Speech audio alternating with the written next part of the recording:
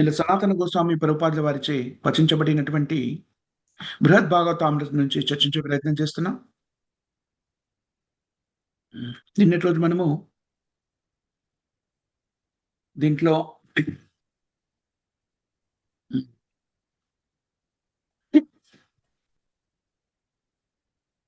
నిన్న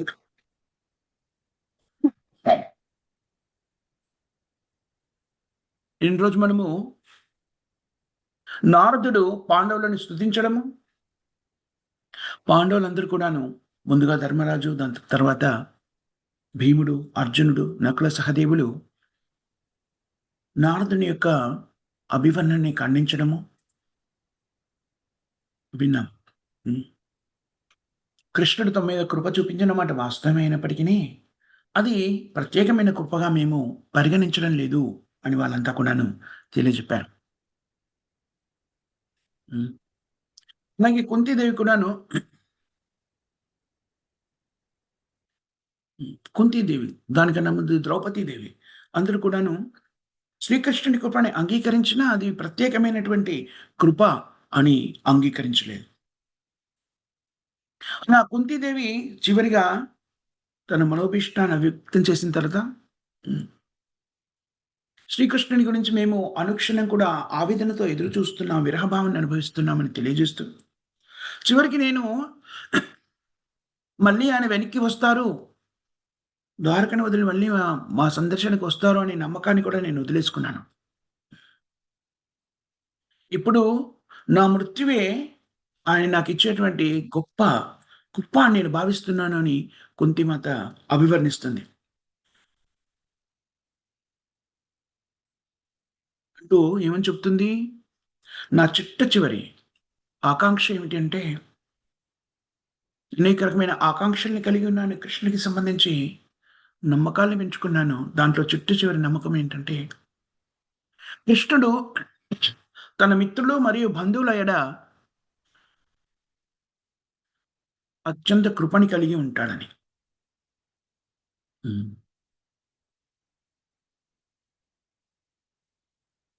కృష్ణుడు తన వంశీకులైన యదువంశీకుల పట్ల ఎంతటి కరుణను కలిగి ఉన్నాడు అనేటువంటిది గమనించినట్టయితే, నేను ఎంత నిరర్ధకమైన స్థితిలో ఉన్నాను అనేటువంటిది నాకు బోధపడుతుంది అంటూ కుంతిమాత అభివర్ణిస్తుంది. యుధిష్ఠిరుడు కూడా అదే రకమైన సమాచారాన్ని, అదే రకమైన సారాంశాన్ని అభివర్ణించాడు. పాండవులు ఎప్పుడు కూడాను యదువంశీయుల పట్ల కృష్ణుడికి ఉన్నటువంటి అనురాగమంతటి అనురాగాన్ని, ద్వారకలో యదువంశీయుల మీద కృష్ణుడు చూపించేటువంటి కరుణనంతటిని వాళ్ళు పొందగలరని, లేకపోతే కృష్ణుడి ఏకాగ్రతని తన వంశీకుల నుంచి దూరం చేసి హస్తినాపురానికి తీసుకురాగలమని ఎప్పుడూ భావించలేదు. యాదవులు కృష్ణుని యొక్క వంశీకులు. కృష్ణుని మీద మొట్టమొదటి అధికారం వాళ్ళకి మాత్రమే ఉంది. వారు కృష్ణుడికి మేనమామలు, సహోదరులు, పుత్రులు, పౌత్రులు. అందుకని వాళ్ళకే కృష్ణుని మీద ఎక్కువ అధికారం ఉంది. కుంతీదేవి యొక్క దృక్కోణం నుంచి ఆలోచించినట్లయితే యదువంశీయులు పాండవుల కన్నా కూడాను కృష్ణుడితో అనుబంధాన్ని కలిగి ఉండడంలో అత్యంత శక్తిమంతులు. కృష్ణ సేవకుడిగా కృష్ణుడితోనే నియుక్తమైనటువంటి వాళ్ళు, అత్యంత ఆదరణీయమైనటువంటి వాళ్ళు.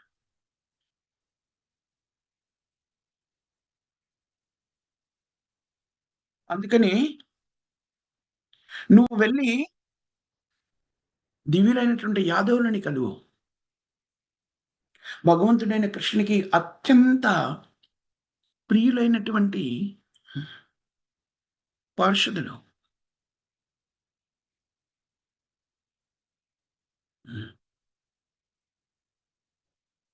వాళ్ళు అనుక్షణం కూడా ఆనంద సాగరంలో తేలియాడుతూ ఉంటారు. ప్రభు నారదా, వాళ్ళు ఎంత గొప్ప వాళ్ళో నేను ప్రత్యేకంగా నీకు చెప్పాల్సిన అవసరం లేదు, నీకు తెలుసును. వాళ్ళ అద్భుతమైన స్థితిని నేను ఏ విధంగా అభివర్ణించగలుగుతాను? కుంతి అంటుంది నారదుడితోని, "మీరు ద్వారకకు వెళ్ళండి. ఏదో యాదవులని చూడ్డానికి. వారి భక్తి భావనని తిలకించండి. వారి సాంగత్యం వల్ల లభించేటువంటి దివ్యత్వాన్ని, కృపని పొందండి." వారు భగవంతుని యొక్క అద్భుతమైనటువంటి ఉన్నత స్థాయి భక్తులకి చెందినటువంటి వాళ్ళు. బ్రహ్మదేవుడు మరియు ఇతర దేవతలంతా కూడాను, ఊర్ధ్వలోకాల్లో, స్వర్గలోకంలో ఉన్న దేవతలందరూ కూడాను, గరుడుడితో సహా వైకుంఠలోకంలో నివసించే ఇతర వైకుంఠవాసులు, ప్రహ్లాదుడు, హనుమంతుడు, హ్మ్. మిగిలిన వాళ్ళంతా ఈ జగత్తులో ఉన్నటువంటి వైష్ణవులంతా కూడాను. అందరికన్నా కూడాను ఉన్నతమైన స్థాయిలో ఉన్నటువంటి వాళ్ళు యదువంశీయులు. కుంతి ఏమనుకుంటుందంటే యాదవులు అనుక్షణం కూడా కృష్ణుని ధ్యానంలో మగ్నమై ఉంటారు. ఆ మగ్నతని చూసి నారదుడు కూడా ఆనందానుభూతిని ఆస్వాదిస్తాడు. అతని యొక్క ప్రేమ భావన వారి సాంగత్యంలో మరింత వృద్ధి చెందుతుంది.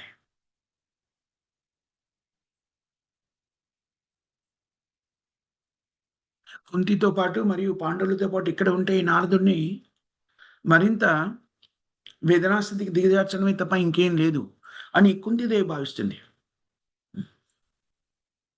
ఒకవేళ నారదుడు నేను ఇక్కడే ఉండి మీరేమైనా అనండి.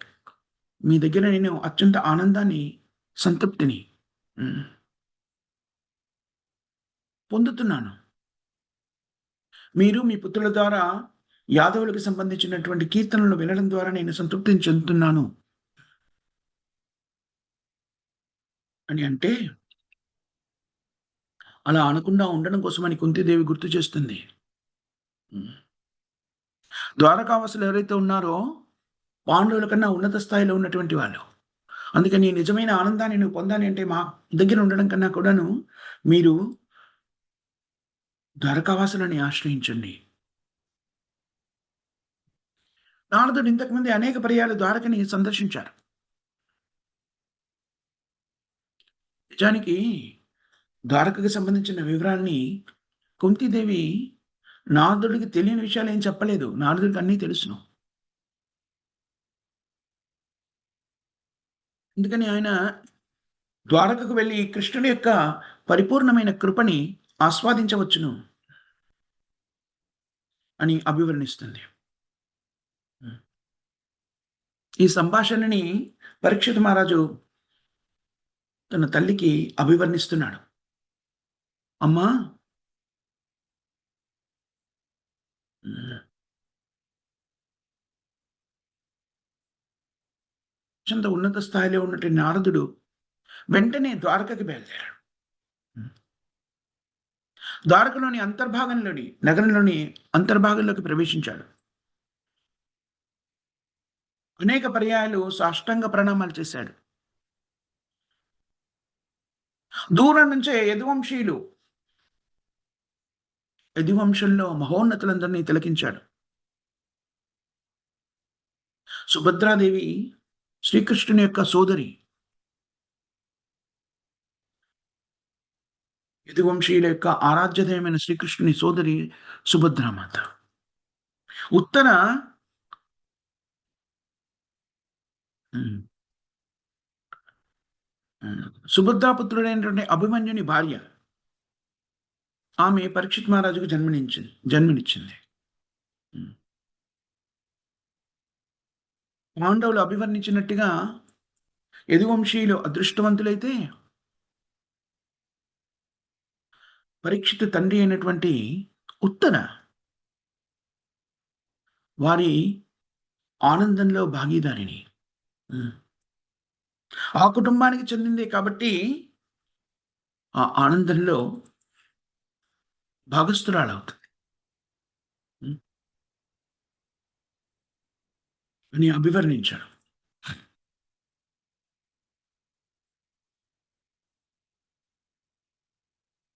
ఇలా అభివర్ణించిన తర్వాత జరుగుతున్న దాన్ని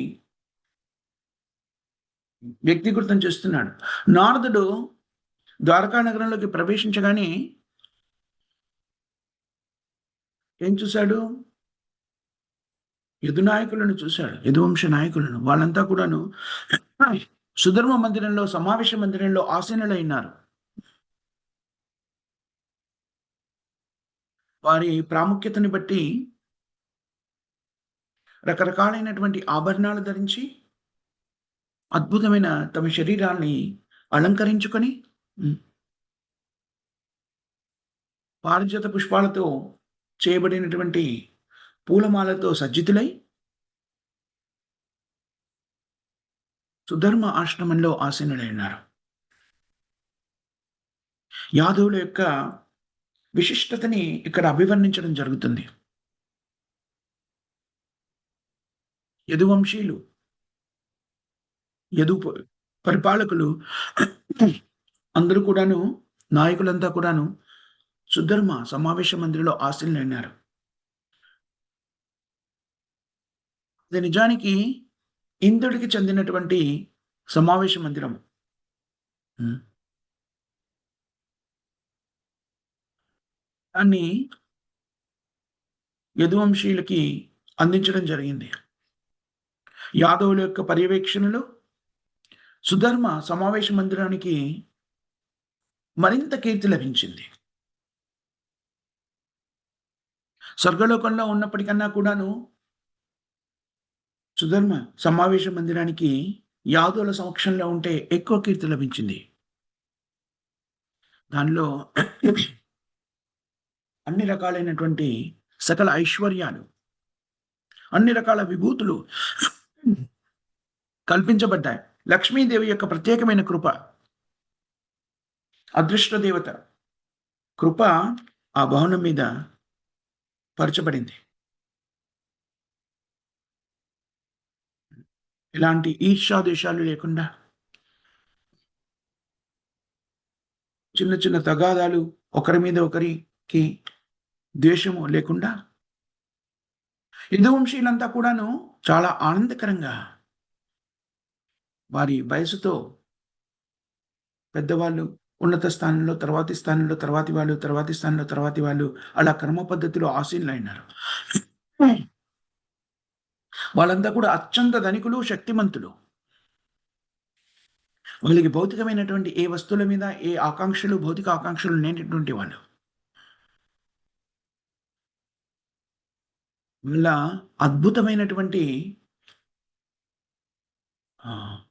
లబ్ధి లేకపోతే అద్భుతమైనటువంటి ధనము అంతా కూడాను వారి వంశోద్ధారకుడు, వంశానికి తలమానికమైనటువంటి శ్రీకృష్ణుడు.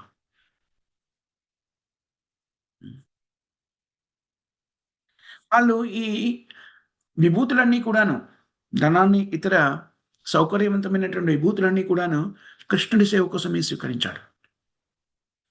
అలా స్వీకరించడం, కృష్ణుడి సేవ కోసం వాటిని స్వీకరించడం వాళ్ళకి కూడా ఆనందాన్ని కలిగించింది. స్వర్గానికి సంబంధించినటువంటి సుధర్మ సమావేశ మందిరము విలువైనటువంటి, విలువ కట్టలేనటువంటి వజ్ర వైడూర్యాలు, దుస్తులు, పారిజాత పుష్పాలతో అలంకరీకృతం చేయబడినటువంటి పూలమాలలు, ఇవేవి కూడాను నిజానికి వాళ్ళకి సహజ సిద్ధంగా ఉన్నటువంటి ఆధ్యాత్మిక అందాన్ని ఏమీ పెంచడం లేదు. వాళ్ళ శరీరాలన్నీ కూడాను ఆధ్యాత్మిక శరీరాలు.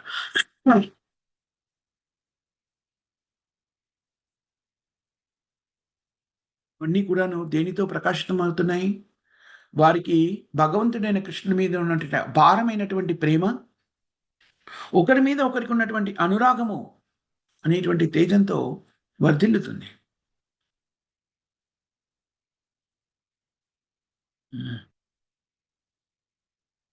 వాళ్ళు పండుగ రోజు చేసుకునేటువంటి ఉత్తమమైనటువంటి గానాలని, ఉత్తమమైనటువంటి స్థుతులని అనుభూతి చెందుతూ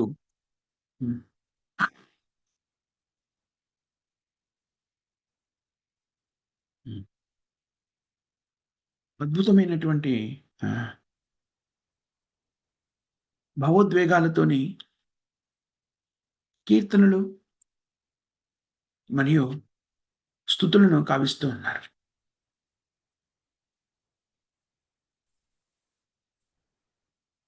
నృత్యము, గానము, నాట్యము, రకరకాలైనటువంటి లీలల ప్రదర్శన, ఇవన్నీ కూడాను యాదవుల సమావేశంలో చాలా అద్భుతంగా, దివ్యత్వాన్ని విరజిల్లుతూ నిర్వహించబడతాయి. స్వర్గలోకంలోని ఇంద్రుడి సమావేశ మందిరంలో నిర్వహించబడేలాగా, వైకుంఠంలోని నారాయణి యొక్క హ్మ్, దివ్య స్థితిలో లభించేటువంటి అద్భుతమైనటువంటి స్థితిగతులన్నీ కూడాను అక్కడ వ్యక్తీకృతం చేయబడ్డాయి. కానీ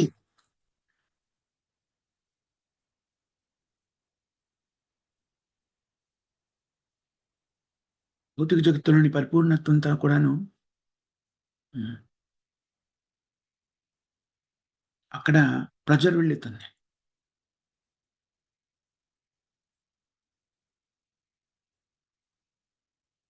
స్వర్గలోకంలోని విభూతులు కానివ్వండి, అక్కడి సౌకర్యాలన్నీ కూడాను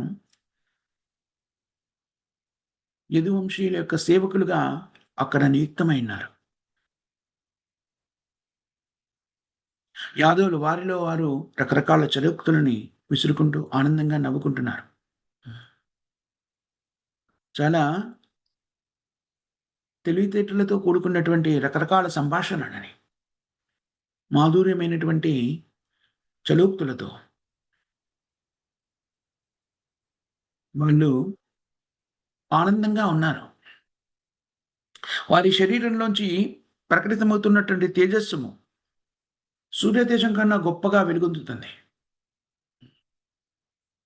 వారి వ్యక్తిత్వాలు, వారి రూపాలు అత్యంత ఆకర్షణీయంగా ఉన్నాయి. వాళ్ళ శరీరం నుంచి ప్రకటితమైతున్నటువంటి తేజస్సు నిజానికి సూర్య తేజస్సు కన్నా కూడా కాంతివంతంగా ఉందట. హ్మ్.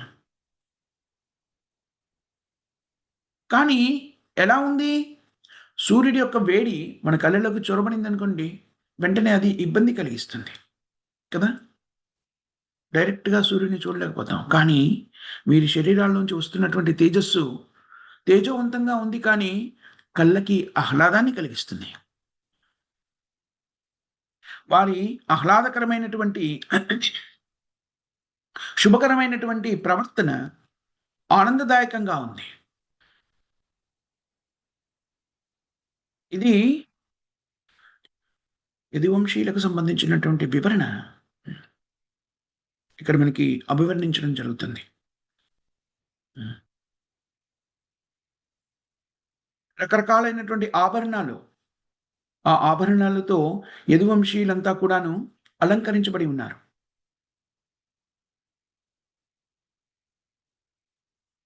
కొంతమంది వృద్ధాప్యంలో ఉన్న వాళ్ళు కూడాను శ్రీకృష్ణుని ముఖార విందాన్ని చూడడం ద్వారా వారి వృద్ధాప్యం తొలగిపోయి నూతన యవ్వనము ప్రజ్వరిల్లుతుంది. సుఖదేవ్ గోస్వామి కూడాను శ్రీమద్ భాగవతంలో అత్యంత వయసు మళ్ళిన వాళ్ళుగా పరిగణించబడేటువంటి వాళ్ళు భౌతిక దృక్కోణంతో అలాంటి వాళ్ళు కూడాను యవ్వనత్వాన్ని ఎలా సంతరించుకొని జీవనాన్ని కొనసాగించారో యదువంశీయులు సుఖదేవ్ గోస్వామి శ్రీమద్ భాగవతంలో అభివర్ణిస్తాడు. అత్యంత వయసు మళ్ళి వయసు ఉన్న వాళ్ళు కూడాను యువకుల్లా కనబడుతున్నారక్కడ. అత్యంత శక్తిమంతులుగా. హ్మ్. వారు అనుక్షణం కూడా ముకుందుని పద్మము వంటి ముఖార విందాన్ని ఆస్వాదిస్తూ దానిలోని మాధుర్యతని అనుభూతి చెందుతున్నారు. మహారాజా యుగ్రసేనుడు, అతనితో పాటు సమకూరిన ఇతని సహాయకులందరి మధ్య యాదవులంతా కూడాను అత్యంత తేజోవంతంగా వర్ధిల్లుతున్నారు.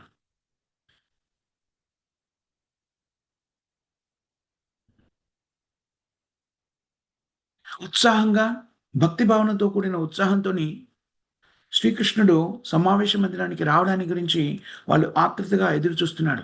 హ్మ్. ఉగ్రసేనుడు తన సింహాసనం మీద కూర్చొని ఉన్నాడు సమావేశ మందిరంలో. హ్మ్. సేవకులు అతనికి తెల్లని గొడుగును పట్టుకొని తల మీద తెల్లటి గొడుగుని ఎత్తి పట్టుకున్నారు. వింజామరలతో విసురుతున్నారు. హ్మ్. రాజయోగానికి సంబంధించిన అన్ని సౌలభ్యాలు లభ్యమవుతున్నాయి. ఉగ్రసేనుడు అక్కడ మహారాజు. హ్మ్. రాజు యొక్క విభూతులన్నీ అక్కడ ప్రకటితమవుతున్నాయి. యాదవ వంశీయులంతా కూడాను తేజోవంతంగా వెలుగొందుతున్నారు. అనేక సూర్యులు ఆకాశంలో ఉంటే ఎలాంటి వెలుతురైతే ప్రజ్వలిస్తుందో అలాంటి తేజాన్ని వ్యక్తీకరిస్తున్నాడు. అత్యంత శక్తివంతమైన భౌతిక శక్తిని కలిగి ఉన్నప్పటికీ వీళ్ళకి అవేమీ కూడా ఆకర్షించబడట్లేదు.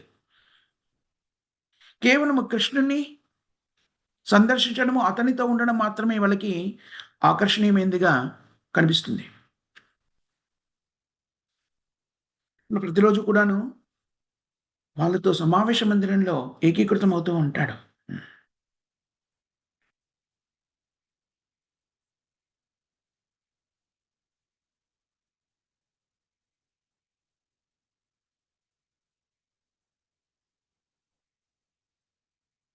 ఆ విధంగా ప్రతిరోజు శ్రీకృష్ణుని వాళ్ళు చూస్తున్న ఆ సమయ సముద్రంలో కృష్ణుడితో పాటు వాళ్ళు కలిసి ఉన్నా కూడాను ఆ రోజు కృష్ణుడు రావడం కోసం వాళ్ళు ఎదురు చూస్తున్నాడు అత్యంత ఉత్సాహంగా. హ్మ్. వారి ఆరాధనీయమైనటువంటి దైవము శ్రీకృష్ణుడు.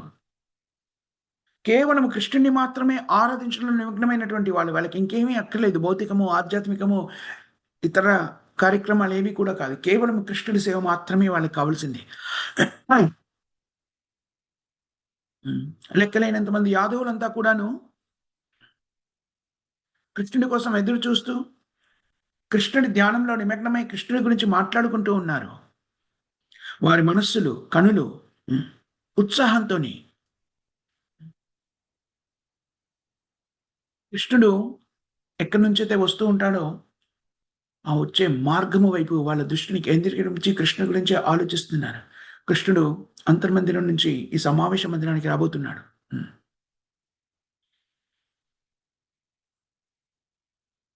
చాలా సౌకర్యవంతంగా ఉన్నటువంటి వ్యక్తి, ఆనందంగా ఉన్నటువంటి వ్యక్తి తన మనసులోని భావాల్ని ఎలాగైతే వ్యక్తీకరిస్తారో, యాదవులు కూడా సహజ సిద్ధంగానే కృష్ణుడికి సంబంధించినటువంటి చర్చలు నిర్వహిస్తున్నారు. అనేక సందర్భాల్లో కృష్ణుడు నిర్వహించినటువంటి విభిన్నమైనటువంటి హ్మ్. చేసినటువంటి దివ్యమైన లీలల్ని, ప్రకటితం చేసిన దివ్యమైన లీలల్ని, అంతేకాకుండా వారు కృష్ణుడితో నిర్వహించేటువంటి కార్యక్రమాలు ఆ రోజు సమావేశ మందిరంలో వాటి గురించి కూడా చర్చిస్తున్నారు.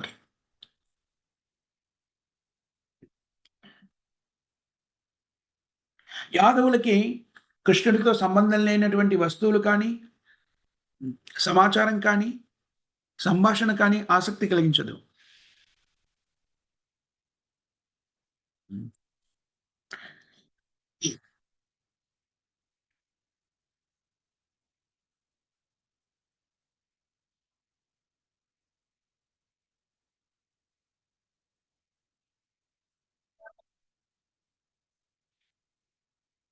యాదవుల యొక్క వంశం ఎలా ఉంటుందంటే, ఎంత ఆనందకరంగా ఉంటుంది అంటే, వాళ్ళ యొక్క సంఖ్య కూడా ఎంత ఆహ్, విస్తృతంగా ఉంటుంది అంటే, సుఖదేవ్ గోస్వామి తాను అభివర్ణించలేను అని చెప్పాడు. గొప్ప గొప్ప కార్యాలు చేసినటువంటి ఎంతో మంది యాదవ వీరులకి నిలయము యదువంశం. వందల సంవత్సరాల నుంచి కూడా యదువంశం ఎంతో మంది కీర్తిమంతులతో నిండి ఉంది. హ్మ్. వాళ్ళు ఎంతమందో ఎవరు కూడా లెక్కించలేరు. ఇదంతా కూడా సుఖదేవ గోస్వామి శ్రీమద్ భాగవతంలో పరీక్షిత్ మహారాజుకు అభివర్ణిస్తున్నాడు. యదువంశము ఎంత పెద్దది అంటే, నేను వేద శాస్త్రాలు అధ్యయనం చేసిన దాని ప్రకారంగా వారు 3,88,00,000 మందిని అధ్యాపకులుగా నియమించుకున్నారు. వాళ్ళ పిల్లలకి విద్యని బోధించడానికి 3,88,00,000 మంది అధ్యాపకులు వాళ్ళ పిల్లలకి బోధించడానికి. వాళ్ళ పిల్లలు ఎంతమంది ఉన్నారో ఆలోచించండి. ఆ పిల్లలతో పాటు పెద్దలు ఎంతమంది ఉన్నారు. అంతటి విస్తృతమైనటువంటి వంశం అది. శ్రీల శ్రీధర స్వామి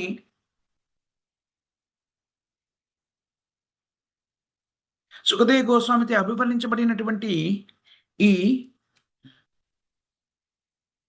అధ్యాపకులంతా కూడాను తక్కువలో తక్కువగా ఊహించి చెప్పినటువంటిది. వాళ్ళ నుంచి వీళ్ళ నుంచి విన్నదాన్ని బట్టి ఆయన చెప్పాడు. కానీ నిజానికి ఆ సంఖ్య 3,88,00,000 కన్నా చాలా ఎక్కువగా ఉంటుంది అని శ్రీధర స్వామి అభివర్ణిస్తాడు. చూడండి, ఒక అధ్యాపకుడు ఒకే ఒక విద్యార్థికి కాదు, అనేక మంది విద్యార్థులకి బోధన చేస్తాడు. కనీసంగా 12, 15 మంది, 20 మంది కన్నా కూడాను బోధిస్తుంటాడు. హ్మ్. ఆ విధంగా ఆలోచించినట్టయితే యదువంశంలో విద్యను అభ్యసించేటువంటి వయసులో ఉన్నటువంటి వాళ్ళు ఊహకందనంత మంది ఉన్నారు. మొత్తం కుటుంబంలో వాళ్ళు ఒక భాగం మాత్రమే, మొత్తం కుటుంబం కాదది. 3,88,00,000 మంది అధ్యాపకులు అనుకుంటే, ఒక్కొక్కరి దగ్గర కనీసంగా ఒక 20 మంది ఉన్నారనుకున్నా కూడాను హ్మ్. 60, 70 కోట్ల మంది విద్యార్థులే ఉన్నారక్కడ.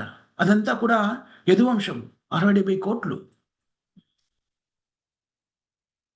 మనం ఇప్పుడు చూడండి, వాళ్ళు కేవలము బాలకులు మాత్రమే. మొత్తం కుటుంబంలో ఇంకా పెద్దవాళ్ళున్నారు. హ్మ్.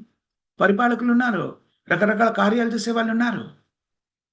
ఆలోచించండి, ఇప్పుడు మన భారతదేశ జనాభా కన్నా కూడాను ఎక్కువ ఒక కుటుంబంలోనే ఉన్నారు అంటే, ఎంత పెద్ద కుటుంబం అయ్యుండాలది.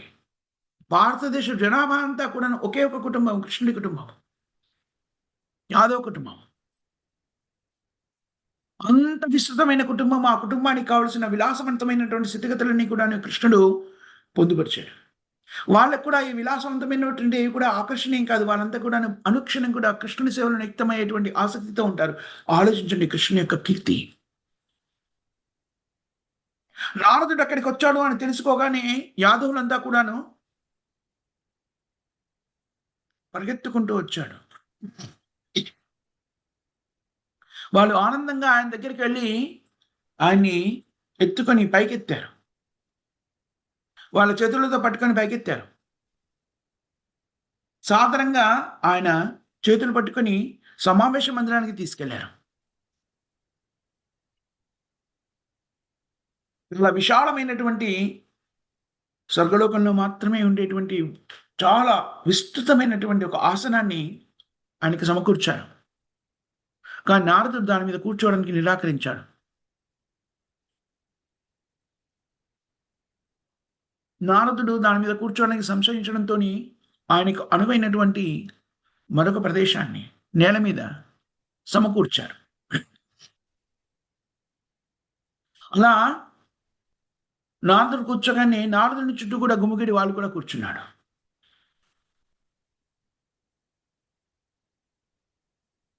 వాళ్ళు నారదుడిని ఆరాధించడానికి, అతిథి సత్కారం చేయడానికి కావలసినటువంటి వస్తువులన్నీ తీసుకొనొచ్చారు. హ్మ్.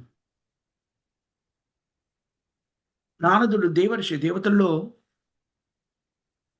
మహర్షి.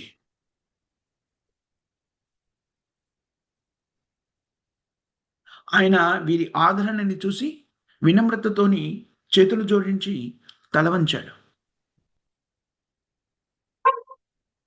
ఆ తర్వాత లేచి నిలబడి వాళ్ళతో విస్తృతంగా ఇలా సంభాషించడం మొదలెట్టాడు. నారదుడన్నాడు, శ్రీకృష్ణుని పాదపద్మాల యొక్క కృపని పొందిన మీరంతా కూడాను ఆధ్యాత్మికమైన వ్యక్తులు. దయచేసి మీరంతా కూడాను నా మీద కృపని ప్రదర్శించండి. నన్ను ఆశీర్వదించండి. జగత్తంతా కూడాను ఇలాగే హరినామాన్ని కీర్తిస్తూ, హరినామ కీర్తనని స్మరిస్తూ జగమంతా తిరిగేలాగా నన్ను ఆశీర్వదించండి. నారదుడిక్కడ ఎవరి గురించి అభివర్ణించకుండా యాదవుల గురించి అభివర్ణించడం మొదలెట్టారు. ఒక్క క్షణం కూడా వృధా చేయకుండా. దానికి యాదవుల ఈ వంశము అత్యంత కీర్తివంతమైనటువంటిది, స్తుతించబడవలసినటువంటిది. వైకుంఠలోక వాసుల కన్నా కూడాను తేజోవంతంగా ఉన్నారు యాదవులంతా కూడాను. మీ ఉనికి మూలంగానే ఈ జగత్తులో ఉన్న వాళ్ళంతా కూడాను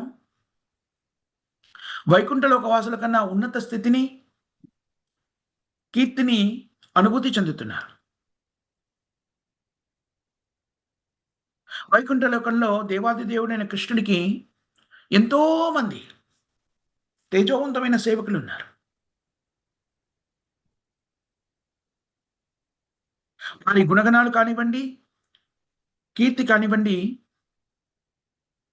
జగమంతా కూడాను అభివర్ణించదగినటువంటిది.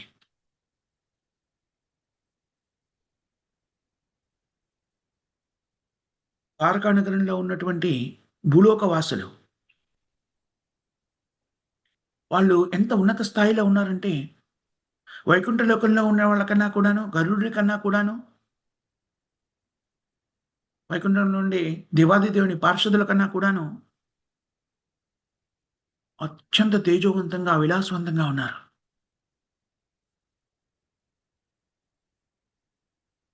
మృత్యులోకంలోని జీవులందరికీ కూడా మృత్యులోకం అంతా కూడాను యాదవులు కృపతోని కృష్ణుని మీద ఉన్నటువంటి ప్రేమ భావనని, కృష్ణ భక్తి భావనని, కృష్ణ ప్రేమని విస్తృతపరిచారు.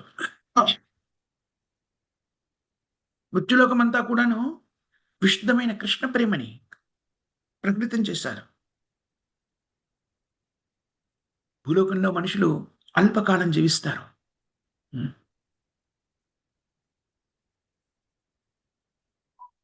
కానీ ఈ మృత్యులోకాన్ని వాళ్ళు ఆస్వాదించే ప్రయత్నం చేస్తారు. దాన్ని ఈ యదువంశీయులు అద్భుతంగా మలిచారు చూడండి. ఎంత అద్భుతంగా చేసేసారు దాన్ని యాదవులు.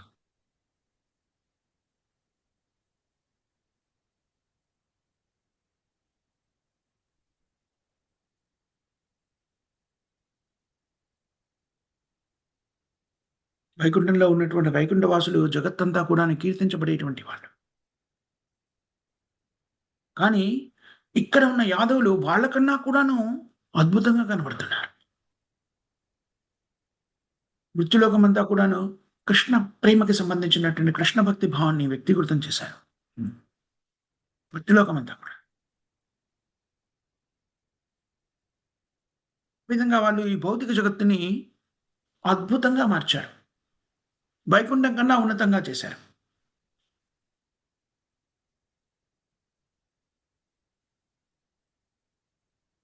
వైకుంఠంలోని వైకుంఠ వాసులంతా కూడాను భగవంతునితో, నారాయణుడికి అత్యంత ప్రీతిపాత్రులు, గొప్ప భక్తులు. కానీ వాళ్ళు ద్వారకలో ఉన్న యాదవుల కన్నా గొప్ప భక్తులు కాదు అని అభివర్ణించడం జరుగుతుంది. ఇది ఎవరంటున్నారు? సుఖదేవ్ గోస్వామి శ్రీమద్ భాగవతంలో అభివర్ణిస్తున్నాడు. అత్యంత అదృష్టాన్ని పొందినటువంటి భూదేవి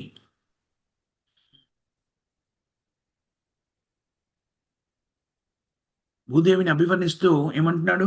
భూదేవి, వీరు ఎంతో అదృష్టం చేసుకొని చేసిన కార్యాల వల్ల యాదవులు నీ మీద అవతరించారు. వాళ్ళు మీ మీద నివాసాన్ని ఏర్పరచుకున్నారు. ఆనందకరమైనటువంటి కార్యక్రమాలు నిర్వహిస్తున్నారు. శ్రీహరి వాళ్ళ ఇళ్లలో నివాసం ఏర్పరచుకుంటాడు. వాళ్ళతో ఆనందాన్ని పంచుకుంటాడు. అనితర సాధ్యమైనటువంటి ఆనందకరమైనటువంటి దివ్య కార్యక్రమాలు చేస్తాడు.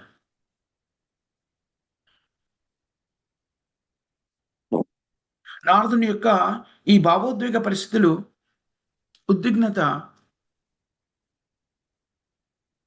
కొద్ది క్షణాల పాటు యాదవుల్ని సంబోధించడంలో కొంత సమయం పట్టింది. అందువల్ల ఆయన ఏం చేశాడు? అభివర్ణిస్తూ ఆ ఉద్విగ్నమైన స్థితిలో యాదవుల నుంచి భూమి వైపుకు వెళ్ళిపోయాడు. భూమాత ఎంత గొప్ప అదృష్టం చేసుకుంది కదా! ఇలాంటి విశిష్టమైనటువంటి కృష్ణ సేవకులు అవతరించారు భూమి మీద. ఎంతటి గొప్ప అదృష్టం చేసుకుంటే ద్వారకా నగరం అంతా కూడాను ఇక్కడికి అరుదించింది. ద్వారక ఆధ్యాత్మిక జగత్తు.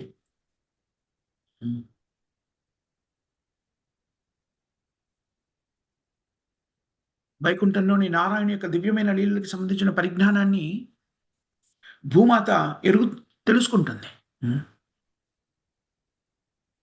రకరకాల అవతారాల్లో నారాయణుడు చేసే లీలలు భూమాతకు తెలుసును. ఎన్నో రకాల లీలల్ని భూమాత తిలకించింది. పురాణాల్లో ఇవన్నీ అభివర్ణించబడ్డాయి. కానీ ఆమె ఇప్పుడు తిలకిస్తున్నటువంటి ద్వారకా నగరము ఇది అనూహ్యమైనటువంటిది.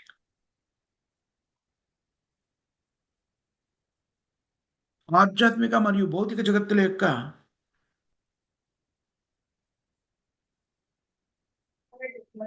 ఆధ్యాత్మిక జగత్తు, భౌతిక జగత్తు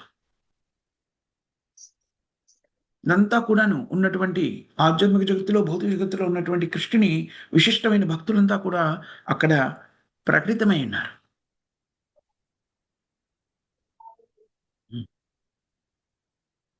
ఇప్పుడు వైకుంఠాన్ని మర్చిపోయాడు. ఎందుకనంటే ఈ యాదవులతోని అనుబంధాన్ని పెంచుకొని ప్రేమేక వినిమయాన్ని పంచుకుంటున్నాడు. యాదవుల్ని ఆయన చూస్తూ ఉంటాడు. వాళ్ళని స్పృశిస్తూ ఉంటాడు. వాళ్ళతో మాట్లాడుతూ ఉంటారు. వాళ్ళతో కూర్చుంటాడు. వాళ్ళతో చెలోక్తులు విసురుతారు. వాళ్ళతో కలిసి భోజనం చేస్తారు. వాళ్ళతో కలిసి నిద్రిస్తారు. వాళ్ళు నడుస్తూ ఉంటే వాళ్ళతో పాటు నడుస్తూ ఉంటాడు. వారి వివాహ వేడుకల్లో భాగమవుతాడు. వాళ్ళ జీవితంలోని ప్రతి కార్యక్రమంలో కూడాను తాను భాగస్థులవుతాడు. ఇది ఈ అనుబంధాలన్నీ కూడాను కృష్ణుడితో ఏర్పరచుకున్న ఈ అనుబంధాలన్నీ కూడాను అనుభూతి చెందగలిగినటువంటి యోగులు ఊహాజనితంగా లేకపోతే ధ్యానమగ్నులై కృష్ణుడితో మమేక్యమవడం కన్నా కూడాను ఇది ప్రతిరోజు అనుక్షణము ఆస్వాదించగలిగినటువంటిది, అనుభూతి చెందుతున్నటువంటిది. దాన్ని వ్యక్తిగతంగా కృష్ణుడితో ఏర్పరచుకున్న అనుబంధాన్ని ఆస్వాదిస్తున్నారు వాళ్ళు. కృష్ణుని యొక్క దివ్యమైన లీలల ద్వారా యాదవులందరికీ కూడా కృష్ణుడు అనంతమైనటువంటి ఆనందాన్ని కలిగిస్తున్నారు. కృష్ణుడు కలగజేసినటువంటి ఆనందము అనిర్వచనీయమైనటువంటిది. యాదవులకి కృష్ణుడు కల్పించినటువంటి ఇచ్చేసినటువంటి ఆనందము అద్భుతమైనటువంటిది, అనిర్వచనీయమైనటువంటిది.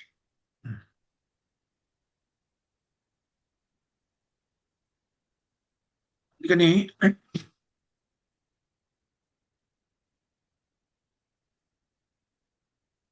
ఇక్కడ ఏమని చెప్తున్నాడు? కృష్ణుడు వైకుంఠ లోకాన్ని కూడా మర్చిపోయాడని చెప్తున్నాడు.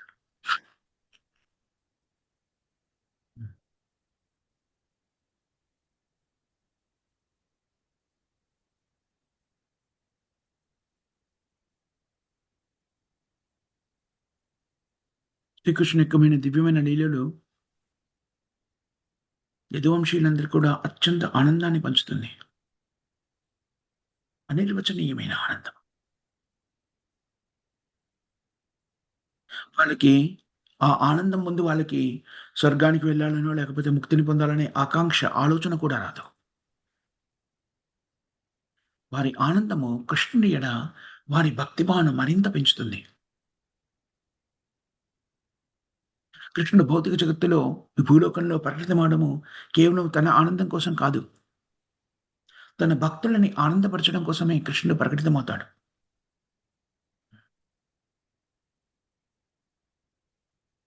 యదువంశీయుల్లో కొందరు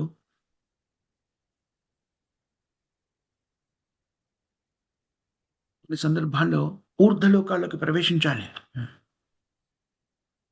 అనే ఆకాంక్షను కలిగి ఉండవచ్చు గాక. కానీ వాళ్ళిప్పుడు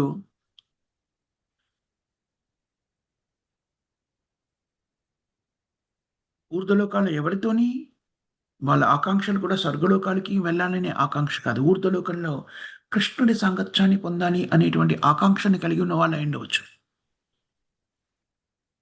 నిజానికి యదువంశంలో కొందరు దేవతలు కూడాను యదువంశంలో ప్రకటితమయ్యారు. ఊర్ధ్వలోకంలో ఉన్నటువంటి దేవతలు. మానవులుగా వాళ్ళు చేస్తున్నటువంటి లీలలు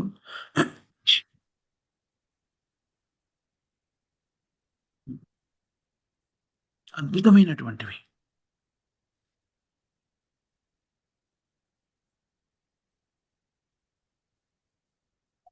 మామూలుగా అయితే భౌతిక జగత్తులో ప్రకటితమైన తర్వాత దేవతలకి కొన్ని రోజుల తర్వాత మళ్ళీ స్వర్గలోకానికి వెళ్ళాలనే ఆకాంక్ష కలుగుతుంది వాళ్ళ లోకానికి వెళ్ళాలని. కానీ దేవతలు ఎవరైతే ప్రకటితమైన యదువంశంలో వాళ్ళు కొంతకాలం పాటు కృష్ణుడితో అనుబంధాన్ని పెంచుకున్న తర్వాత ద్వారకలో మళ్ళీ స్వర్గలోకానికి వెళ్ళాలి, లేకపోతే వాళ్ళ లోకాలకు వెళ్ళాలనే ఆకాంక్ష వాళ్ళలో నశించిపోయింది. సంసార బంధనాల నుంచి ముక్తులవ్వాలనే ఆకాంక్ష కూడా యదువంశీయుల్లో లేదు.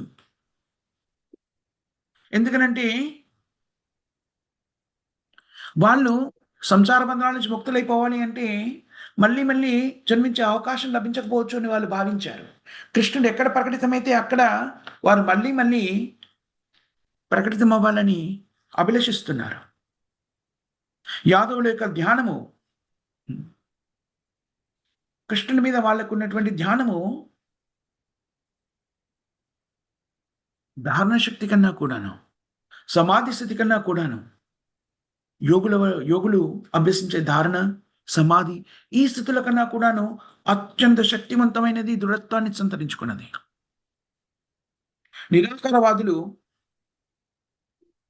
రకరకాల ఆకర్షణలకు లోనవుతారు. సమాధి స్థితిలో కూడాను రకరకాల ఆకర్షణలకు లోనవ్వడాన్ని మనము గమనిస్తాము. కానీ కృష్ణ భక్తులు ద్వారకలో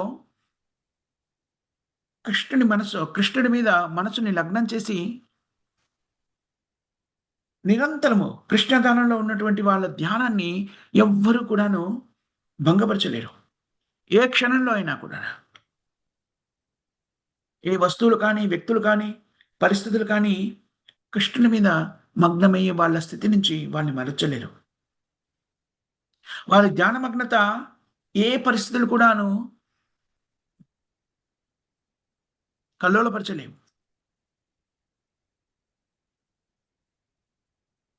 అనుక్షణం కూడా వాళ్ళు కృష్ణ చైతన్యంలోని ఆనందాన్ని అనుభూతి చెందుతూ ఉంటారు.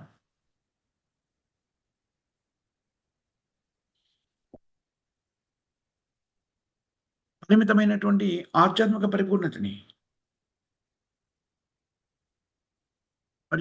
సంప్రాప్తించుకోవడానికి యోగులు చేసేటువంటి ప్రక్రియలన్నీ కూడాను వాళ్ళకి అల్పంగా తోస్తాయి. నిజానికి అవన్నీ కూడాను విశుద్ధమైన భక్తియుక్త సేవతో పోల్చినట్టయితే అత్యంత అల్పమైనటువంటివి. స్థితిలో ఉన్న జీవులు అష్టాంగ యోగ విధానాన్ని ఆచరిస్తూ క్రమ పద్ధతిలో ఉన్నత స్థితిని చేరుకొని భగవద్భక్తిలో లీనమవ్వాలి. కృష్ణ యొక్క మనసుని కృష్ణ మీద కేంద్రీకృతం చేయాలనుకుంటారు ఇక్కడ. కానీ యాదవులు అనుక్షణం కూడా ఆధ్యాత్మిక శరీరాన్ని కలిగి ఉండి అనుక్షణం కూడా కృష్ణుని యొక్క సాంగత్యంలో జీవనాన్ని కొనసాగిస్తున్నారు. అందుకని ఇంకే రకమైన యోగ విధానంలో వాళ్ళ శరీరాల్ని కానీ, మనస్సుల్ని కానీ లగ్నం చేయాల్సిన అగత్యం లేదు. యోగేశ్వరుడైన కృష్ణుని యొక్క శాశ్వత మిత్రులు వాళ్ళంతా కూడాను. అన్ని యోగాలకి అధిపతి యోగేశ్వరుడు శ్రీకృష్ణుడు. అందుకని అంతర్భాగంలో ధ్యానమగ్నులు అవ్వడం కన్నా కూడాను కృష్ణుని సాంగత్యంలో ఎలాంటి ఇబ్బందులు లేకుండా వారంతా కూడాను వారి ఇంద్రియాల ద్వారా ఆనందాన్ని అనుభూతి చెందుతున్నారు. శ్రీమద్ భాగవతంలో అభివర్ణించినట్టుగా యాదవులతోని యుధిష్ఠిర మహారాజు అంటారు.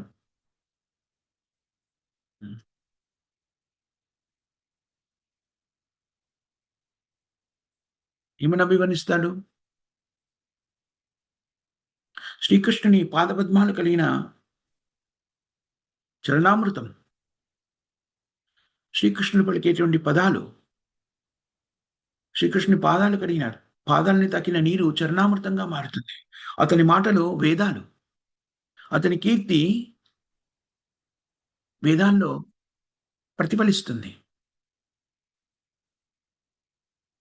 అవన్నీ కూడా ఈ జగత్తు మొత్తానంతా కూడా శుద్ధీకరిస్తాయి.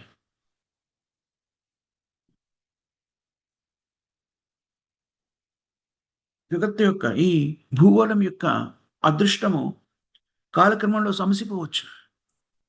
కానీ అతని పాదపద్మముల తాకిడితోని భూమిలో నూతన ఉత్సాహము ప్రజ్వరిల్లింది. ఆ విధంగా అతను మన జీవితాల మీద పరిపూర్ణతని, అన్ని రకాలైనటువంటి కోరికల్ని పరిపూర్ణం చేస్తున్నాడు.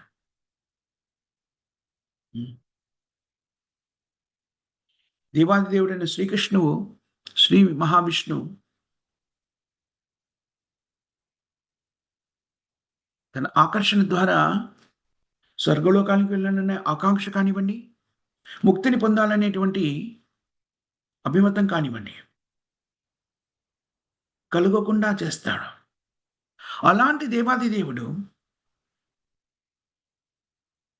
భౌతిక జగత్తులో ప్రకటితమై వీరందరితో కూడాను రక్త సంబంధాన్ని ఏర్పరచుకున్నాడు. ఎలాంటి వాడు? ఇక్కడ ఎవరు చెప్తున్నారు ఇదంతా కూడా? శ్రీమద్ భాగవతంలో యుధిష్ఠిర మహారాజు వాళ్ళతో మాట్లాడుతూ, అలాంటి దేవాది దేవుడు మీ అందరితో కూడాను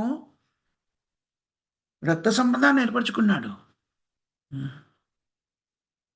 లేకపోతే భయానకమైనటువంటి కుటుంబ జీవనాన్ని ఎవరు స్వీకరిస్తారు? మీ అనుబంధాల్లో కుటుంబంలాగా కుటుంబపరమైన జీవనాన్ని కొనసాగిస్తున్నట్టు కనబడుతున్న మీ అనుబంధాల్లో ఏం చేస్తున్నారు? మీరు వ్యక్తిగతంగా శ్రీకృష్ణుని అనుక్షణం చూస్తున్నారు, అతన్ని స్పృశిస్తున్నారు, అతనితో నడుస్తున్నారు, అతనితో సంభాషిస్తున్నారు. చాలా సహజంగా అతనితో ఆడుకుంటారు, కూర్చుంటారు, నడుస్తారు, నిద్రిస్తారు, అతనితో పాటు విశ్రమిస్తారు, అతనితో కలిసి భుజిస్తారు.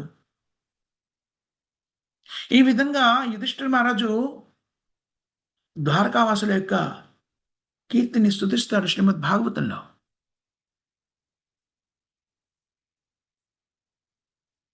క్షేత్రంలో కృష్ణ భక్తులతో సంబంధం ఏర్పరచుకున్నప్పుడు యుధిష్ఠిర మహారాజు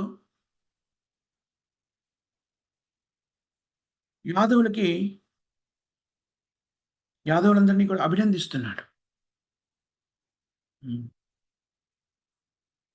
కృష్ణుడితో వాళ్ళకున్నటువంటి అత్యంత దగ్గరి అనుబంధాన్ని, కృష్ణుడి పాదాలని తాకినటువంటి నీళ్లు, కృష్ణుని పాదాలని శుభ్రపరిచినటువంటి నీళ్లు, పాదాలు కడిగినాయి. నిజానికి కృష్ణుని శుభ్రపరచడానికి ఏం లేదు, కానీ ఆ నీరు కృష్ణుని పాదాలను తాకి గంగానదిగా ప్రజ్వరిల్లుతుంది. అది జగత్తులోని పాపాలన్నింటినీ కూడా కడిగిస్తుంది.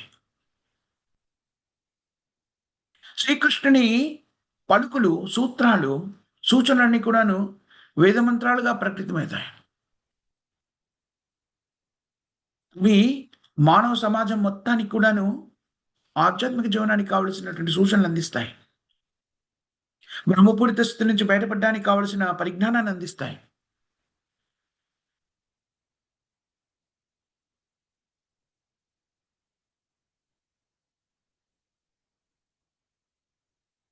ఈ క్షణము ఈ 2 విధానాలుగా గంగానది రూపంలో, వేదశాస్త్రాల రూపంలో అనుక్షణం కూడాను ఆయన భౌతిక జగత్తులో, భూలోకంలో ప్రకటితమై ఉంటారు.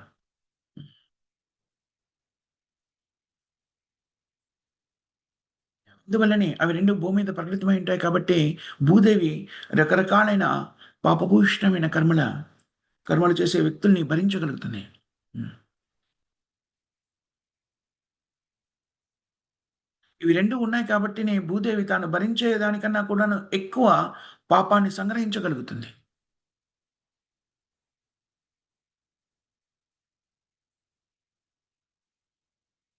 ఆమె కీర్తి దీనివల్ల కొంతవరకి పాపభూయిష్టమైన కర్మల వల్ల భూదేవి యొక్క కీర్తి మసకబారుతుంది. కానీ అదంతా కూడాను ఇలాంటి దురదృష్టకరమైన స్థితి నుంచి భూదేవిని రక్షించడానికి కృష్ణుడు యదువంశంలో ప్రకటితమయ్యాడు. శ్రీకృష్ణుని పాదపద్మాలు తాకగానే భూదేవి తన శక్తిని తిరిగి పొందగలిగింది. తద్వారా కృష్ణ భక్తులకి వారి కోరికలని, వారికి కావలసినవన్నీ కూడా పరిపూర్ణం చేయగలిగింది. యాదవులు కృష్ణుడితో జీవనాన్ని కొనసాగించడంలో ఆనందాన్ని అనుభూతి చెందుతారు. ఎంతవరకి అంటే వాళ్ళు ఏ రకమైనటువంటి కోరికలు ఇంకా ఉండవు. ముక్తిని పొందాలని కానీ, స్వర్గానికి వెళ్ళాలని కానీ ఇలాంటివేవి ఉండవు. అనుక్షణం కూడా మళ్ళీ మళ్ళీ జన్మించి కృష్ణుడు ఎక్కడుంటే అక్కడ మళ్ళీ మళ్ళీ జన్మించి అతని కుటుంబంలో జీవనాన్ని కొనసాగించాలనుకుంటాడు. దాంపత్య జీవనం కదా! లేకపోతే గృహస్థ జీవనము చాలా క్లేశకరమైంది అనుకుంటారు. కానీ వాళ్ళకి అలాంటి ఆలోచన ఉండదు. మళ్ళీ మళ్ళీ కూడా ఈ క్లేశకరంగా అభివర్ణించబడేటువంటి గృహస్థ జీవనాన్ని స్వీకరించడానికి కృష్ణుని సేవలో నియుక్తమై ఉండడానికి అనుక్షణం కూడా ఆరాటాన్ని కలిగి ఉంటారు.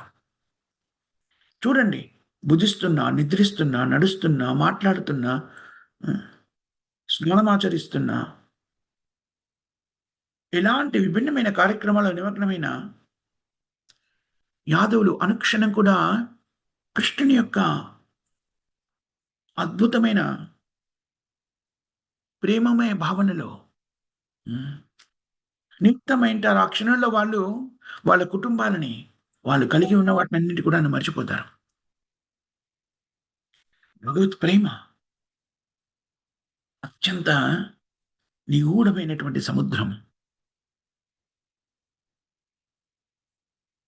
తన విశుద్ధ భక్తులు భగవత్ ప్రేమ సాగరంలో మునిగి తేలుతూ ఉంటారు. పూర్ణంగా కృష్ణ చైతన్యంలో నిమగ్నమై ఉంటారు. యాదవులు వారి భౌతికమైనటువంటి ధన సంపత్తితో ఆకర్షితులు కారు. భౌతికమైన సమకూర్చబడినటువంటి ధన సంపత్తులు కానివ్వండి, వాళ్ళ కుటుంబాలు కానివ్వండి, వారి సొంత శరీరాల గురించి కూడా వాళ్ళకి పట్టింపు ఉండదు. ఇవేవి కూడాను జగత్తులోని ధనమంతా కూడా వాళ్ళకి అందించబడినా కూడాను వాళ్ళ ఏకాగ్రత కృష్ణుడి నుంచి మరల్చబడలేదు. ఇలా సుఖదేవ గోస్వామి అభివర్ణించినటువంటి దాన్ని నారదుడు కూడాను దశమస్కందము చివరన భాగవతంలో అభివర్ణిస్తాడు. దీన్ని నిర్ధారిస్తాడు. విష్ణు వంశీయులు కృష్ణ చైతన్యంలో ఎంత నిమగ్నమై ఉన్నారు అంటే నిద్రిస్తున్న సమయంలో, కూర్చున్న సమయంలో, నడుస్తున్న సమయంలో, సంభాషిస్తున్న సమయంలో, ఆడుకుంటున్న సమయంలో, వాళ్ళు దైనందిన జీవితంలో చేసే ప్రతి కార్యక్రమంలో స్నానమాచరిస్తున్నా, భుజిస్తున్నా, ఎన్ని రకాలైన కార్యక్రమాలు చేస్తున్నా, వాళ్ళు తమ శరీరాల్ని మర్చిపోయి కృష్ణుని గురించి ఆలోచిస్తుంటారు.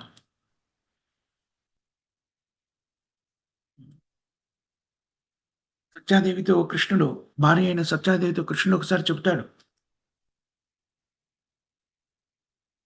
ఓ అదృష్ట దేవత, ఈ యాదవులంతా కూడాను నా శాశ్వత పార్షదులు. వాళ్ళు నాకు అత్యంత ప్రియులు. వారి యొక్క కీర్తి నా కీర్తితో సమానమైనటువంటిది అని యాదవుల గురించి అభివర్ణిస్తాడు. హ్మ్. ఉగ్రసేన మహారాజా, రాజులలో అత్యంత కీర్తివంతుడైన వాడివి నువ్వు. హ్మ్. నీ అద్భుతమైనటువంటి అదృష్టాన్ని ఎవరు అభివర్ణించగలరు? అనేకమైనటువంటి రాజులు యుధిష్ఠిర మహారాజుతో సహా ఉగ్రసేన మహారాజుకి ఆధీనులు. కృష్ణుడు ఉగ్రసేన మహారాజు మీద చూపించినటువంటి ప్రత్యేకమైనటువంటి కరుణ కేవలం దర్శించడానికి కానీ అభివర్ణించడానికి సరిపోనటువంటిది.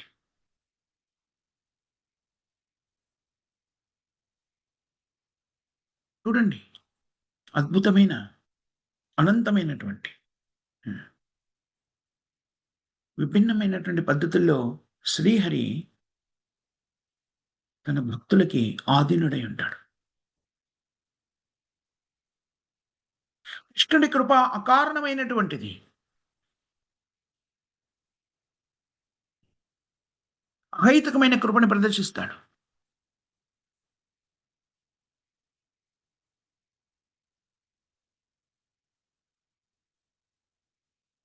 కృష్ణుడి కృప ఎక్కడి నుంచి జాగృతమవుతుంది? వీరి ప్రేమ నుంచి జాగృతమవుతుంది.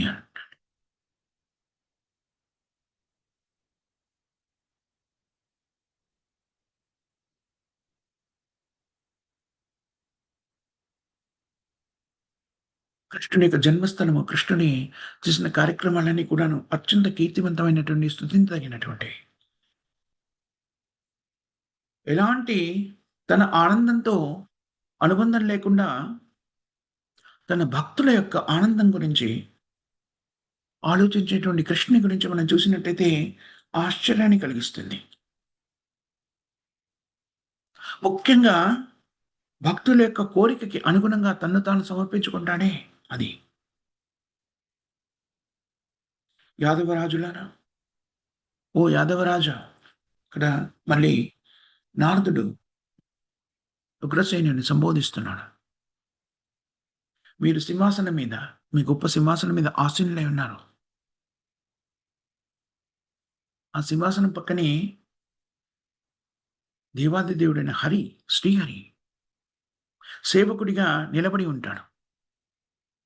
గౌరవప్రదంగా మీతో సంభాషిస్తూ ఉంటాడు.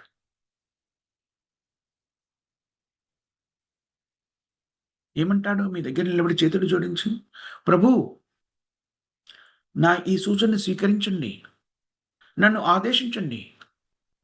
నేను మీ సేవకుణ్ణి అని సంబోధిస్తాడు. అందుకని నేను మీకు, మీ కుటుంబ సభ్యులకి ప్రణమిల్లుతున్నాను. భృత్య అనే పదానికి అర్థము సేవకుడు. 2 విధాలుగా. ఒకటి ఆజ్ఞని శిరసావహించేవారు. మరొక విధంగా హ్మ్, తన ఆధీనంలో ఉన్నాన్ని పరిరక్షించేవాడు. నిజానికి పరిరక్షణ అని పేరు పెట్టుకుంటాం కానీ, పరిరక్షణ అంటే ఏమిటి? నిజానికి సేవే. ఉగ్రసేనుడు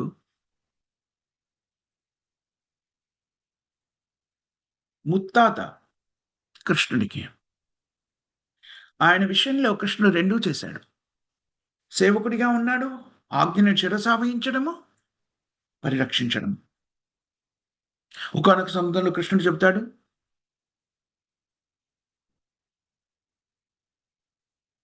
నేను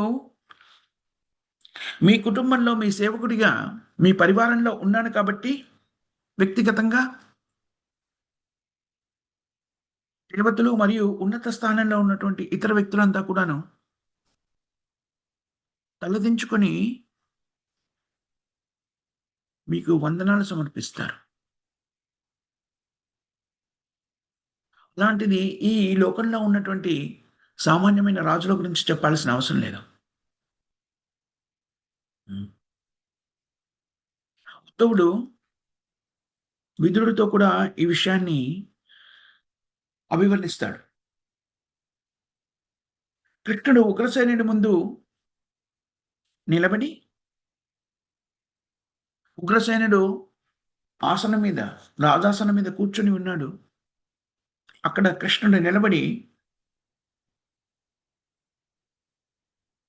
తనకివ్వబడినటు కార్యక్రమాల వివరణని ఉగ్రసేనుడికి నివేదిస్తాడు. ప్రభూ! మీరు నాకిచ్చిన ఆదేశాన్ని ఇలా ఇలా నిర్వహించాను. హ్మ్.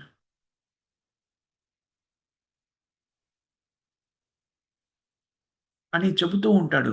కృష్ణ భక్తులైనటువంటి వ్యక్తులకి కృష్ణుడు ఇలా నివేదించడము, ఇలా సేవకుడిగా ఉండడము హ్మ్. ఆవేదన కలిగించదా?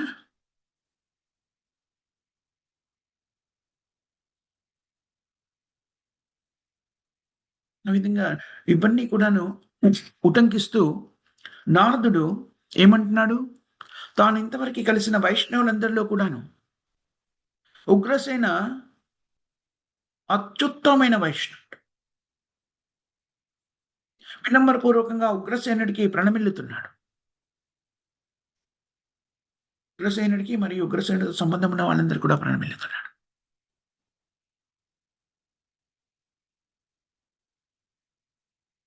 ఈ విధంగా నారదుడు యాదవ వంశీయుల్ని, ఉగ్రసేనుడిని స్తుతిస్తున్నాడు. హ్మ్. చూడండి మనము ఇవి అభివర్ణించుకుంటున్న కొద్దీ ఒక్కొక్కరిలో ఒక్కొక్క రకమైనటువంటి ఆనందకరమైన స్థితులు మనకి ఒక్కొక్కరు ఎంత గొప్ప భక్తి భావనలో ఉన్నారు అనే విషయాలు మనకు బోధపడుతున్నాయి. హ్మ్. పాండవుల గురించి మనము హనుమంతుడి నుంచి విన్నప్పుడు, ఆహా! పాండవులు అనుకున్నాం.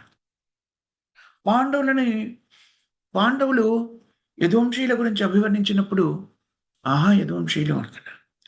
వాళ్ళ గురించి ఇక్కడ నారదుడు అభివర్ణించినటువంటి విషయాల్ని గ్రహించినట్టయితే, యదువంశ శిరోమణి శ్రీకృష్ణుడు. యదువంశ శిరోమణి మిగిలిన వాళ్ళందరికిని శిరోమణులుగా భావిస్తున్నాడు. అంటే కృష్ణుడు వాళ్ళందరినీ కూడాను తనతో సమాన స్థాయిలో ఉన్నటువంటి కీర్తిమంతులుగా, తన పార్షదులుగా సత్యభామతో అభివర్ణిస్తున్నాడు. ఎంతటి మధురమైన స్థితి చూడండి. మనం ఏదో కృష్ణకుడి కుటుంబము అంటే కొన్ని వందల మంది, వేల మంది కాదు. ఇప్పుడు మన దేశంలో ఎక్కువగా జనాభా ఉంది అనుకుంటున్నాం కదా మనము.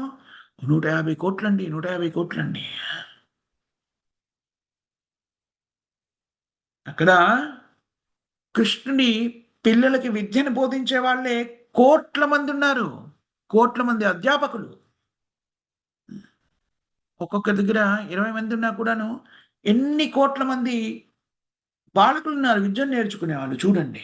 వాళ్ళంతా కూడా మొత్తం కుటుంబంలో ఒక భాగం మాత్రమే. అదంతా కేవలము కృష్ణుడి కుటుంబము.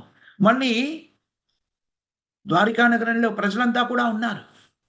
ఇది కేవలం కృష్ణుడి కుటుంబమే కోట్ల సంఖ్యలో ఉంది అంటే ఆలోచించండి కృష్ణుని యొక్క విభూతులు మనము ఎంత చెప్పుకున్నా కూడాను ఊహించడానికి అసాధ్యమైనటువంటి అందుకని మనకేమని చెప్పారు? మన ఊహ ద్వారా కృష్ణుడిని అవగతం చేసుకోవాలనే ప్రయత్నం చేయడము బావిలోని కప్ప సముద్రాన్ని గురించి ఊహించడం లాంటిది అని ప్రభుపాదులు వారు అభివర్ణిస్తారు. కప్పకు తెలిసిన బావి ఎంత? 3 అడుగులు ఉంటుందేమో. 3, 4 అడుగులు అటు ఇటుగాను.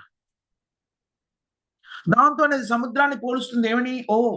నేనిక్కడ బావిలో ఉన్నాను. సముద్రం పెద్దదని చెప్తారు. దీనికన్నా 2 రెట్లుంటదా? 3 రెట్లుంటదా? చాలా పెద్దదంటారు కదా! మేబీ 5 రెట్లుంటదేమో. లేకపోతే 10 రెట్లుంటదేమో. ఇలా అనుకుందట. కానీ 3, 4 అడుగులతో పోలిస్తే సముద్రం యొక్క విస్తీర్ణం ఎలా ఉంటుంది? ఆ!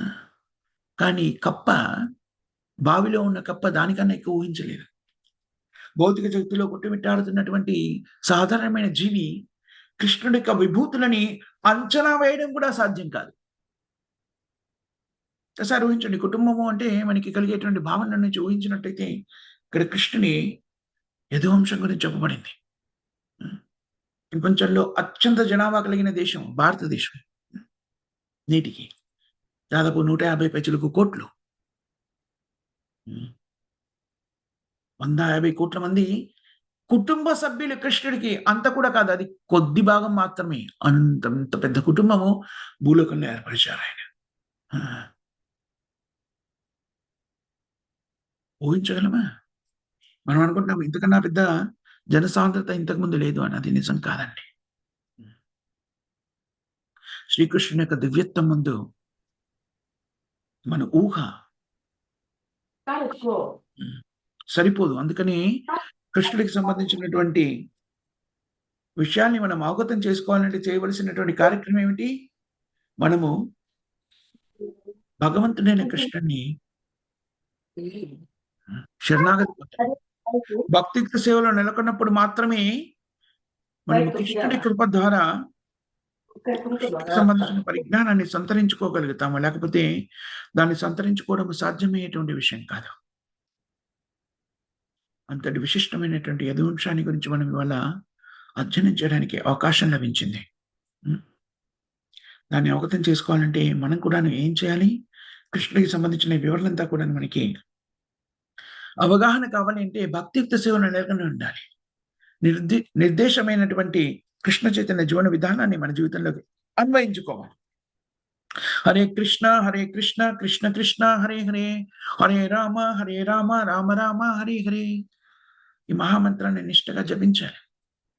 108 సార్లు జపిస్తే ఒక జపమాల అవుతుంది. కనీసంగా 16 జపమాలను నిత్యము జపించాలి. భక్తుల సాంగత్యంలో జీవనాన్ని కొనసాగిస్తూ కృష్ణ ప్రసాదాన్ని మాత్రమే స్వీకరిస్తూ నిత్యం భాగవత సేవ ప్రతిరోజు కూడా భగవంతుడైన కృష్ణ యొక్క దివ్యమైన సేవలో నియుక్తమై ఉండడం ద్వారా మనము కృష్ణుడికి సంబంధించినటువంటి అవగాహనని కృష్ణుడి కృప వల్ల కొంతమైనా తెలుసుకునే ప్రయత్నం చేస్తాము. ఆ ప్రయత్నమే మనను భౌతిక జగత్తు నుంచి ముక్తులవ్వడానికి, జన్మముక్తి జరాల చక్రం నుంచి బయటపడడానికి దోహదం చేస్తుంది. ఇది సంగ్రహించవలసిన ముఖ్యమైన సారాంశం ఈనాటిది. మనం ఇక్కడ ఆపేద్దాం మాతాజీస్ అండ్ ప్రభుజీస్. ఎవరికైనా క్వెషన్స్ గాని, కామెంట్స్ కానీ, కరెక్షన్స్ కానీ ఉన్నాయా?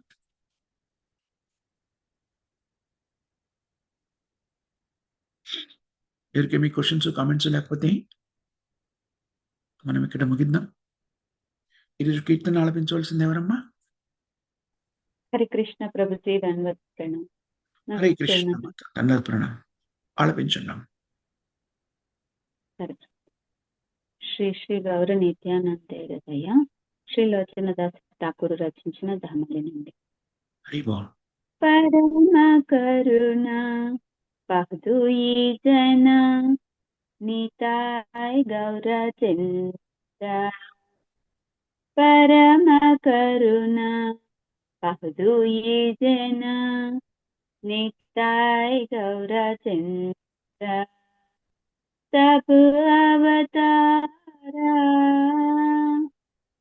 सब अवतारा सारा शिरोमणि, सब अवतारा सारा शिरोमणि. केवल आनंद कांड, केवल आनंद कांड, केवल आनंदकांड, केवल आनंदकांड.